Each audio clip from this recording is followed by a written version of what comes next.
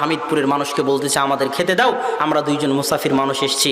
তো হামিদপুর গুদোয়ারপাড়া গাবতলির মানুষ তাদেরকে খেতে দিল না। দুইজন নবী, তারা তো আর জানে না যে তারা নবী, একজন নবী আর একজন আল্লাহর প্রিয় বান্দা জ্ঞানী মানুষ। তো যখন খেতে দিল না তখন মুসা আলাইহিস সালামের মন খুব খারাপ। মুসা আলাইহিস সালাম বলছেন চলেন এই গ্রামে থাকবো না। খিজির বলছে না, এই গ্রামে একটু কাজ আছে। কি কাজ? ওই দেখতে পাচ্ছেন একটা বাড়ি ধ্বংস হয়ে পড়ে আছে, ওই বাড়িটা ঠিক করতে হবে। দুইজন মিলে মিস্ত্রি জোগালি আর ওই লেবার, দুইজনই মিস্ত্রি লোবার জোগালি সব কিছু হয়ে ইট মাটি ঢেল কেটে দুইজন মিলে বাড়িটাকে হেফাজত করে তৈরি করে দিলেন। মুসা আলাইহিস সালামের মন খুব খারাপ, যেই গ্রামের লোক খেতে দিল না সেই গ্রামের মানুষের আপনি বাড়ি ঠিক করে দিলেন। তো খিজির আলাইহিস সালাতু ওয়াস সালাম উত্তরে বলতেছে আপনি জানেন না, খানা আবাওয়াহুমা সালিহা, যাদের বাড়ি ঠিক করে দিলাম তাদের বাপ মা সৎ ছিল।